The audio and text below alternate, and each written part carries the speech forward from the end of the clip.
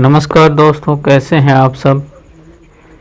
तो आज हम देखते हैं बाल विकास एवं शिक्षा शास्त्र प्राथमिक पात्रता परीक्षा 2020 प्रैक्टिस सेट 6 है ना। 5 हमने डाल दिया है।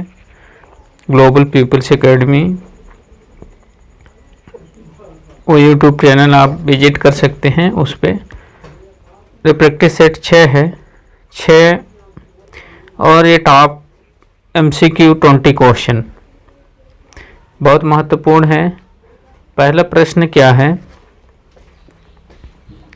कि निम्न में से कौन से सामाजिक रूप से वंचित की समस्या नहीं है, है ना। सामाजिक रूप से वंचित की समस्या नहीं है, ये देखना है, नहीं है ना।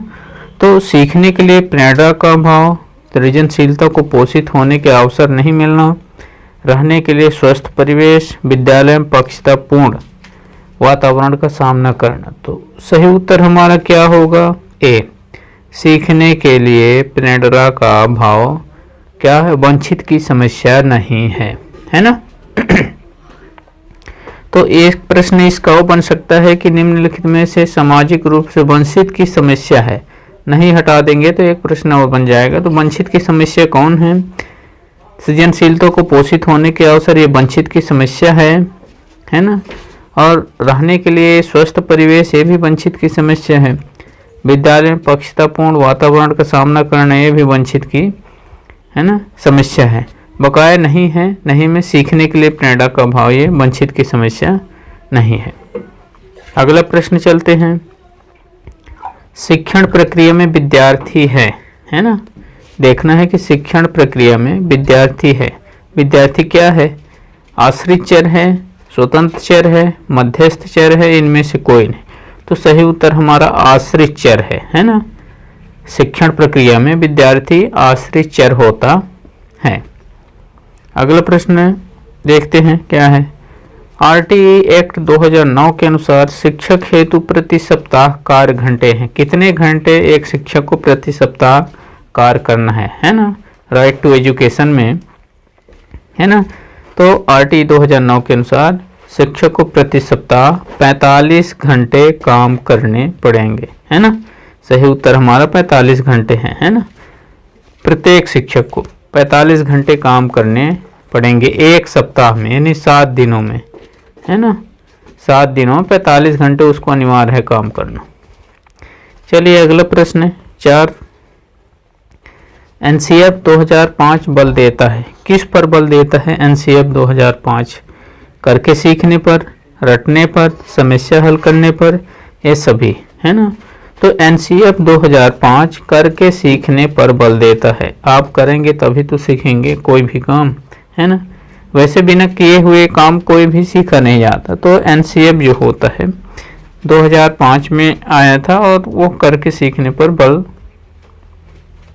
है ना, सुझाव दिया था कि आप कोई भी काम करके ज़्यादा व्यक्ति सीख सकता है। चलिए अगला प्रश्न, प्रश्न नंबर 5 क्या है। निम्न में से कौन सा मूल्यांकन के त्रिकोण का भाग नहीं है? ये देखना है, मूल्यांकन के त्रिकोण का भाग नहीं है ना। तो नहीं है, ये देखना है। शैक्षणिक उद्देश्य, मूल्यांकन, शिक्षण अनुभव, अधिगम अनुभव। तो मूल्यांकन का उद्देश्य नहीं है, शिक्षण अनुभव। सही उत्तर हमारा क्या होगा? शिक्षण अनुभव मूल्यांकन का उद्देश्य नहीं है ना। और नहीं है एक प्रश्न इसमें और बनता है, निम्न में से कौन सा मूल्यांकन के त्रिकोण का भाग है ना। नहीं को हटा देते हैं तो भाग है। तो शैक्षणिक उद्देश्य भाग है, मूल्यांकन भी है और अधिगम अनुभव भी है। ये तीनों क्या है ना, मूल्यांकन के भाग हैं। बकाया शिक्षण अनुभव ये मूल्यांकन का भाग नहीं है ना। चलिए अगला प्रश्न है 6। क्रियात्मक अनुसंधान के महत्व के बारे में निम्न से कौन सा कथन सही है ना। सही है। तो क्रियात्मक अनुसंधान के महत्व के बारे में कथन सही देखना है कि कौन सा कथन सही है। उपभोक्ता ही अनुसंधान करता है, समस्याओं का हल शीघ्रता से प्राप्त हो जाता है। ए और बी दोनों सही हैं, इनमें से कोई नहीं। तो हमें ए और बी दोनों सही है ना। क्रियात्मक अनुसंधान के महत्व के बारे में कथन सही है, तो उपभोक्ता ही अनुसंधान करता है, समस्याओं का हल शीघ्रता से प्राप्त, तो दोनों क्या हैं, सही है ना। चलिए अगला प्रश्न नंबर 7 देखते हैं। क्रियात्मक अनुसंधान के महत्व के बारे में कौन सा कथन सही नहीं है। वहाँ सही था और यहाँ नहीं है, ये ध्यान देना है। तो उपभोक्ता ही अनुसंधान करता है, ये तो क्रियात्मक अनुसंधान के बारे में कथन सही था। समस्याओं का हल शीघ्रता से प्राप्त हो जाता है, ये भी सही था। समस्याओं का हल अभ्यास से लिया जाता है ना। तो क्रियात्मक अनुसंधान के महत्व के बारे में सही नहीं है, उपभोक्ता ही अनुसंधान करता है, ये क्रियात्मक अनुसंधान बारे में कथन सही नहीं है ना। चलिए अगला प्रश्न देखते हैं 8। वातावरण बाहरी शक्ति है जो हमें प्रभावित करती है, किसने कहा था। वातावरण वह बाहरी शक्ति है जो हमें प्रभावित करती है, किसने कहा था, ये देखना है ना। तो वुडवर्थ है ना, रॉस, ये भी दोनों इनमें से कोई नहीं। तो वातावरण वह बाहरी शक्ति है जो हमें प्रभावित करती है, रॉस ने कहा था। सही उत्तर क्या है, रॉस ने, है ना। रॉस ने कहा था कि वातावरण हमें बाहरी शक्ति से प्रभावित करती है। चलिए अगला प्रश्न क्या है, प्रश्न नंबर 9। तर्क, जिज्ञासा तथा निरीक्षण शक्ति का विकास होता है, किस आयु पर तर्क एवं जिज्ञासा तथा निरीक्षण शक्ति का विकास होता है, किस आयु पर, है ना। तो 7 वर्ष में, 11 वर्ष में, 9 वर्ष में, 6 वर्ष में। तो सही उत्तर हमारा 11 वर्ष में, है ना। 11 और 16 के बीच, है ना, तर्क, जिज्ञासा तथा निरीक्षण शक्ति का विकास हो जाता है। चलिए अगला प्रश्न नंबर 10 देखते हैं। शारीरिक विकास का क्षेत्र है ना, शारीरिक विकास का क्षेत्र है। तो स्नायु मंडल, मांसपेशियों की वृद्धि, एंडोक्राइन ग्लैंड्स, ये सभी, तो ये सभी शारीरिक विकास के क्षेत्र हैं, है ना। स्नायु मंडल भी है, मांसपेशियों में वृद्धि है, एंडोक्राइन ग्लैंड भी है, ये सभी। तो उत्तर हमारा डी, ये सभी है ना। सभी क्या है, शारीरिक विकास के क्षेत्र हैं। अगला प्रश्न नंबर 11 देखते हैं। किस अवस्था में बालकों में नई खोज करने की ओर घूमने की प्रवृत्ति बहुत अधिक बढ़ जाती है ना। यहाँ देखना है, नई खोज करने और घूमने की प्रवृत्ति बहुत अधिक बढ़ जाती है, किस अवस्था में, है ना। बालक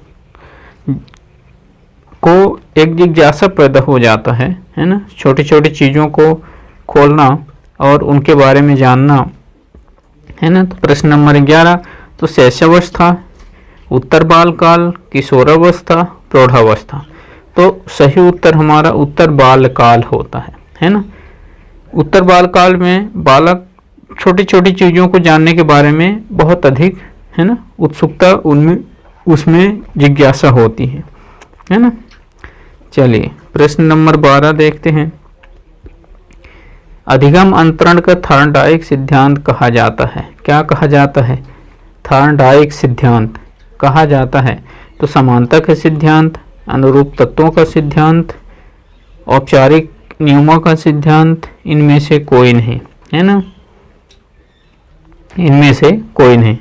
तो अधिगम अंतरण का थॉर्नडाइक सिद्धांत, अनुरूप तत्वों का सिद्धांत, सही उत्तर हमारा अनुरूप तत्वों का सिद्धांत कहा जाता है ना। चलिए प्रश्न नंबर 13। निम्न में से कौन सा वंशानुक्रम का नियम है, वंशानुक्रम, है ना, का नियम है, ये देखना है। समानता का नियम, भिन्नता का नियम, प्रत्यागमन का नियम, ये सभी।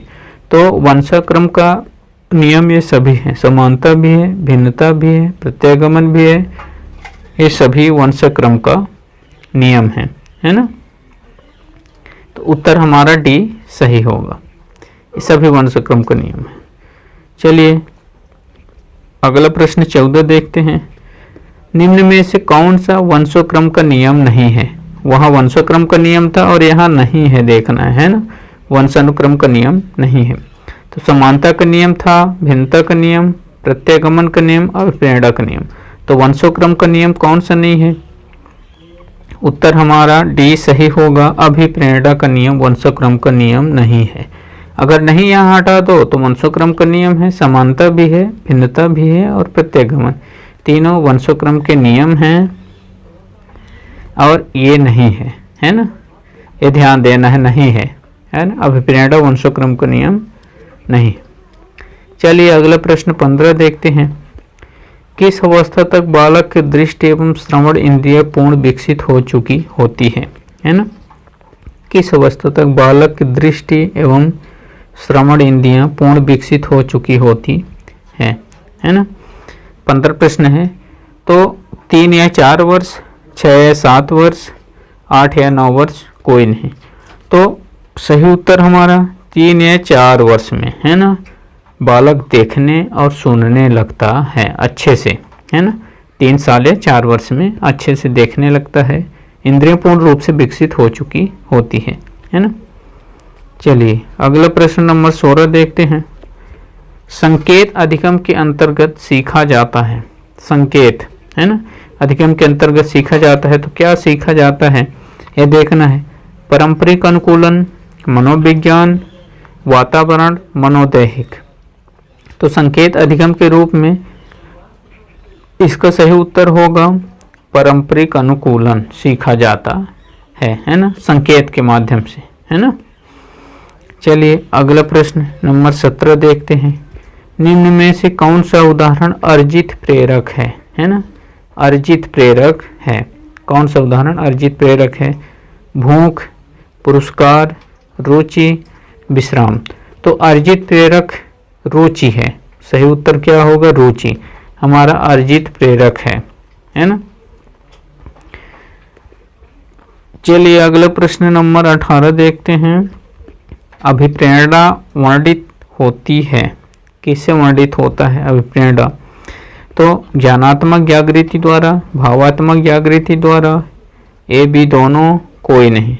तो अभिप्रेरणा हमारा वर्णित होता है भावात्मक जागृति द्वारा। सही उत्तर हमारा भावात्मक जागृति द्वारा अभिप्रेरणा वर्णित होता है ना। चलिए अगला प्रश्न नंबर 19 देखते हैं। चिंतन मानसिक क्रिया का पहलू है ना। क्या देखना है कि चिंतन मानसिक क्रिया का पहलू है। कौन सा पहलू है? ज्ञानात्मक पहलू, भावात्मक पहलू, क्रियात्मक पहलू, इनमें से कोई नहीं।